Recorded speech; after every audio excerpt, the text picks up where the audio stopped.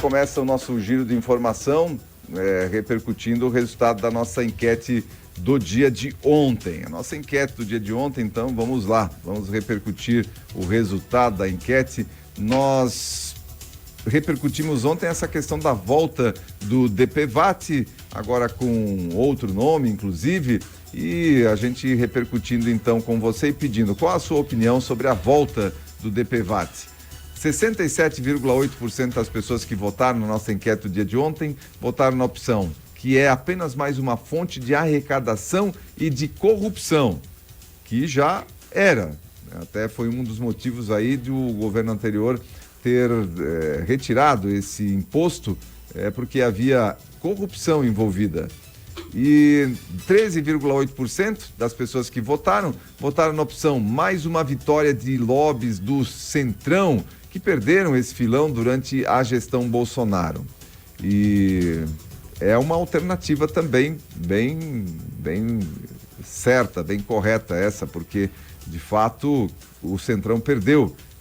Inclusive era o pessoal ligado ao antigo PSL aí que detinha uma das empresas que administrava esse seguro. E 10,3% das pessoas que votaram como uma ação necessária, principalmente para acidentados com baixa renda, ou seja, que o DPVAT, aí, esse imposto é necessário, principalmente para a questão de acidentados com baixa renda, para ter acesso a algum tipo de indenização. E 8% das pessoas que votaram na alternativa seguro não é serviço do governo, é serviço de seguradoras privadas. Então, obrigado para você que também interagiu, participou, compartilhou nossa enquete no dia de ontem. Dia de hoje, nossa enquete está repercutindo outro tema polêmico, um tema mais regional, que inclusive a gente vai trazer aqui no nosso giro de notícias daqui a pouquinho. E quando a gente for anunciar o tema, a gente já repercute a enquete também, então, juntamente com a notícia. Neste sábado, dia 13 de abril, acontece o Dia da Família na escola em Timbó. Todas as unidades de ensino da rede municipal vão estar abertas durante a manhã do sábado, com diversas atividades voltadas às famílias das crianças que frequentam o educandário. O Dia da Família contará com um dia letivo e cada unidade de ensino preparou sua programação. As escolas estarão abertas das 7h30 às 11h30, as UPs das 8 ao meio-dia e os NEIs das 8h30 às 11h30. Esta será uma ótima oportunidade de fortalecer laços entre família e escola, claro, porque a presença e o envolvimento da família são pilares fundamentais no processo educativo. É iniciativa bacana, né, da rede municipal de ensino aqui de Timbó, promover o Dia da Família na escola. Não sei se é uma vez por ano só que isso acontece, mas acontece aqui na cidade de Timbó. As escolas se mobilizam. Estava vendo inclusive um material aí que a escola Martin Stein estava publicando nas suas redes sociais, as crianças ali convidando as famílias para participarem desse Dia da Família na escola. E lembrando também, no sábado, dia 13, dia D também de vacinação aqui em Timbó. Todas as unidades de saúde aqui da cidade vão estar abertas das 8 horas às 17 horas para vacinação contra influenza. Lembrando, sem fechar para o almoço. 8 horas às 17, sem fechar para o almoço, todas as unidades de saúde de Timbó. Olha, novidade na política timboense. Claro que agora todos os olhares estão voltados aí para as definições dos partidos para as chapas majoritárias. A gente já teve uma sinalização do Douglas Marchetti e da Gilmara Giotti. Douglas Marchetti pelo União Brasil e a Gilmara Giotti pelo PSD, assim se colocando já como os pré-candidatos com uma chapa já efetivada para a majoritária. Aí nós temos a situação do Tuti, o vice-prefeito, que tem o apoio nesse momento do prefeito Jorge Krieger, e ainda também não houve a definição do seu vice. Se aguarda também a definição de vice do Flávio Bussi, que deve ser alguém da ala aí do MDB, se fala em Juvencio Schlomp, tem a alternativa do Chinha também, né, do vereador, que já foi vereador aqui da nossa cidade, do Chinha, tem o próprio vereador Haroldo Fibes, que também é um nome que se cogita aí para ser vice do Flávio Bussi. Enfim, o vice do Bussi, pelo que se desenha, deve sair aí das alas do MDB. Ainda não se tem o nome, mas o MDB tem alguns nomes aí que estão sendo colocados à disposição, ou sendo pelo menos cogitados, e aí, logicamente, pesquisas e de opinião vão eleger aí agora quem será o vice do Flávio Bussi dentre os nomes que o MDB está disponibilizando. Aí nós temos a situação também do PT, que a gente não já ele se colocou, né, o professor Caleb, como pré-candidato à prefeitura de Timbó. A gente não tem maiores informações também sobre a questão do vice do PT, deve ser uma chapa pura do PT, então, que vem aqui para concorrer à prefeitura de Timbó, mas não se tem o nome do vice na chapa do professor Caleb. Aí nós temos a situação também do Novo, do Partido Novo. E agora então surge, ontem e durante essa semana, mas ontem foi divulgado o nome do empresário Ivo Tix, se colocando à disposição para ser pré-candidato para vice-prefeito pelo Novo. Estava conversando aí com pessoas ligadas ao Novo aqui da cidade de Timbó, pedindo se o Novo estaria se colocando à disposição para uma união com outros partidos aí, para sair como vice, ou enfim, né, uma coligação que onde o Novo fosse figurar ou como vice, ou como cabeça de chapa, como candidato a prefeito, mas informações ali de que o Novo deve sair com chapa pura mesmo. O Novo vai concorrer aí à prefeitura de Timbó com o Márcio Elísio e, nesse momento, com o Ivo Tix como seu vice.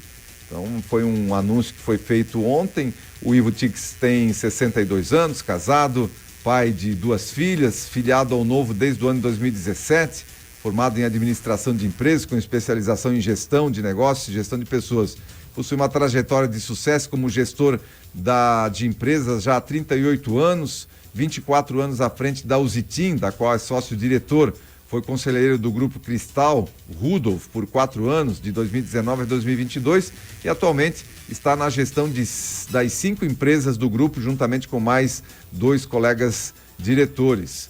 O Tix sempre foi atuante na sociedade, onde atua como diretor por vários mandatos da ASIMV, Associação Empresarial do Médio Vale do Itajaí, e também dos sindicatos metalúrgicos, mecânicos e material elétrico da cidade.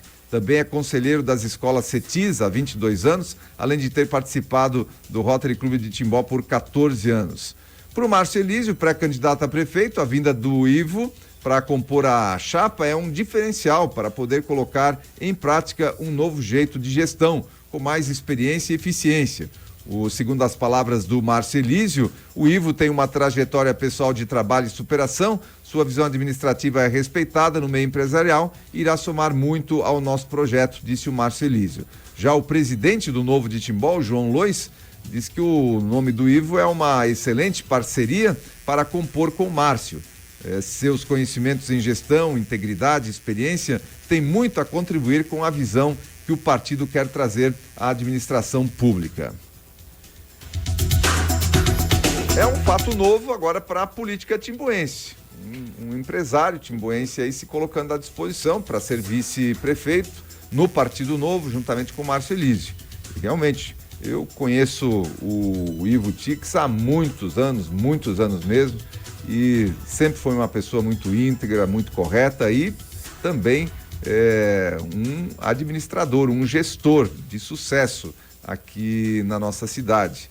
Já visto o empreendimento ali que é a Usitim, que foi sempre comandado e administrado por ele, e outras entidades e outras empresas das quais ele participa aí de conselho, enfim, e tem demonstrado sempre muita competência no trato com a gestão, né? Com a gestão, sabe administrar custo, sabe administrar pessoas, enfim, uma pessoa capacitada.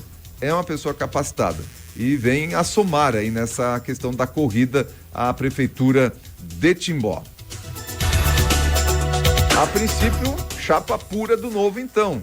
Márcio Elísio e Ivo Tix. A gente sabe que até julho muita água vai passar por baixo dessa ponte aí da corrida à prefeitura aqui de Timbó. Mas hoje é o que temos então. Então já temos a definição de essa pré-definição, vamos chamar assim de pré-definição, né? Porque como eu falei, muita coisa pode acontecer até julho. Mas a pré-definição do Douglas Marchetti e da Gilmara Giotti, já com uma chapa de prefeito e vice definidas.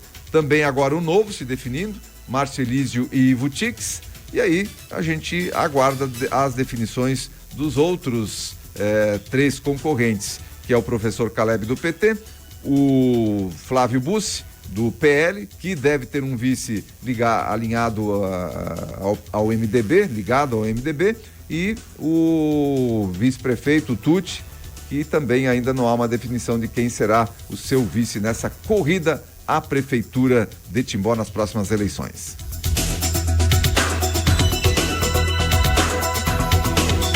Vamos lá, vamos ao assunto então da nossa enquete do dia de hoje. A Justiça negou pedido de empresa de Blumenau que queria penhorar faturamento do Hospital de Gaspar para pagar dívida. O Tribunal de Justiça de Santa Catarina manteve decisão de primeiro grau que indeferiu o pedido de penhora sobre o faturamento do Hospital Nossa Senhora do Perpétuo Socorro, localizado em Gaspar, aqui no nosso Vale do Itajaí.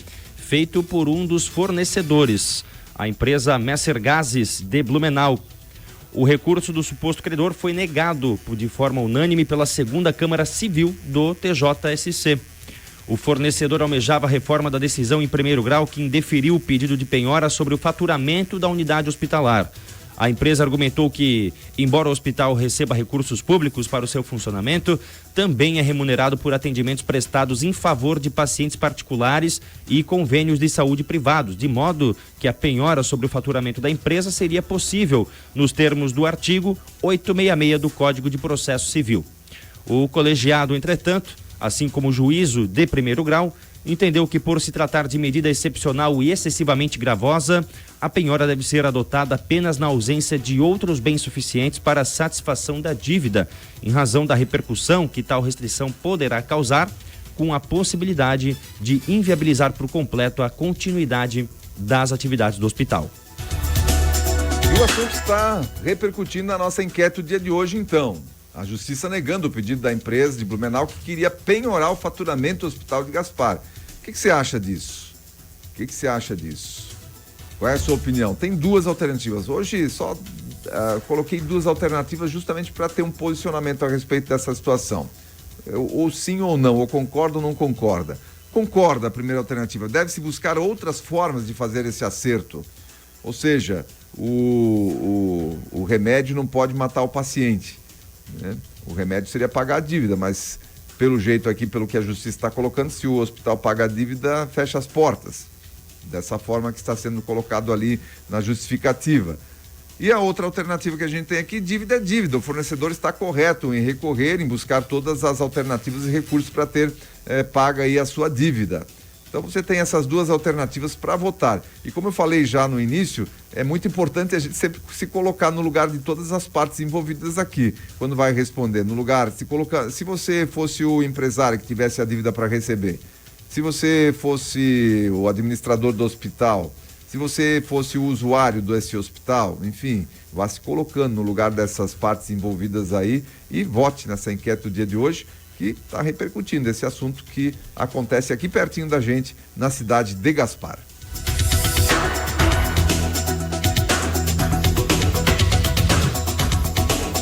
Olha, o governo federal veta parcialmente o projeto de lei das saidinhas para manter visitas à família. O presidente da República acatou a sugestão do ministro da Justiça, Ricardo Lewandowski, e vetou parcialmente o projeto de lei das saidinhas, mantendo as visitas dos presos do regime semiaberto às suas famílias em datas especiais como Páscoa e Dia das Mães. Lewandowski havia dito mais cedo que este trecho vai contra valores fundamentais da Constituição, como o princípio da dignidade da pessoa humana. O veto também afetou o dispositivo que impedia os detentos deste mesmo regime de participarem de atividades que contribuem para o retorno ao convívio social, já que esses 2 pontos estavam interligados. O projeto que versa sobre as saidinhas temporárias foi aprovado definitivamente pela Câmara dos Deputados no mês passado, com o objetivo de alterar partes da legislação que trata das saídas temporárias de presos. A liderança do governo na Câmara optou por não interferir na votação, permitindo que a base governista votasse livremente. Me parece que o cerne da questão aí foi foi vetado pelo governo federal, que é justamente os presos terem acesso às saídas nessas datas especiais, terem acesso à saidinha, ou seja, eles continuariam tendo acesso à saída com o veto do governo a essa situação. E aí o Lewandowski diz que isso fere um princípio da dignidade da pessoa humana. Pois é, mas o crime cometido por esse bandido que vai ter acesso a esse benefício não feriu a dignidade de famílias, não tirou muitas vezes a vida e o sossego de muitas pessoas e muitas famílias. A dignidade humana sempre olhada do prisma do bandido, né? Porque não se fala, não se tem legislação, não se vê nenhuma ONG defendendo o lado das famílias e das vítimas. Agora, do lado do bandido, tá cheio. Inclusive, o ministro da Justiça, presidente da República, aqui defendendo essas saidinhas temporárias, que o grande objetivo dessa legislação era justamente impedir que eles saíssem. E veio lá o Sérgio Moro, se o camarada que estuda, aí vai ter uma diferenciação para aquele que comprovadamente está estudando, enfim. Mas aqui, com esse veto do governo federal, volta praticamente à situação que era antes. Então, o que deve acontecer na sequência, a gente não sabe se vai acontecer, qual vai ser o posicionamento do Congresso nesse sentido, seria do Congresso derrubar esse veto.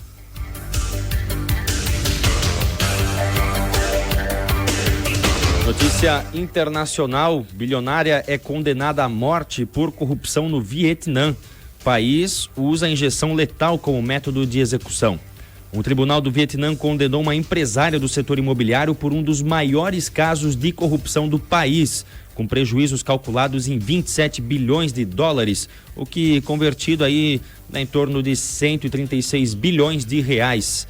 A bilionária deverá ser executada por injeção letal. A sua defesa diz que vai recorrer.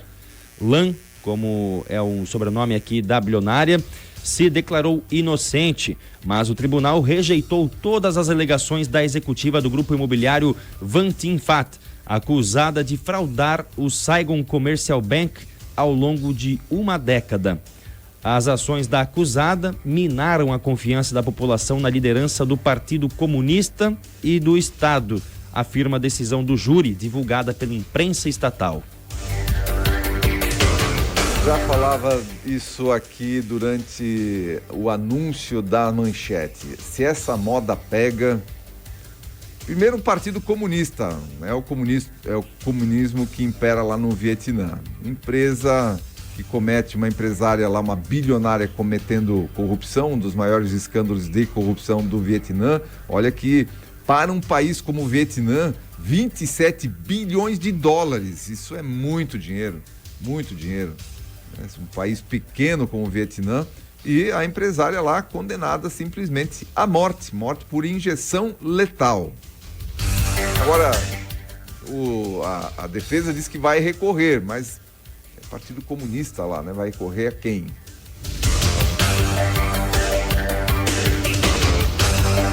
E para a gente fechar o nosso giro de informação, o Ministério Público, veja isso aqui, gente, o Ministério Público junto ao Tribunal de Contas da União, está pedindo a extinção de contratos da União com o Elon Musk e o fim do X no Brasil, o Twitter.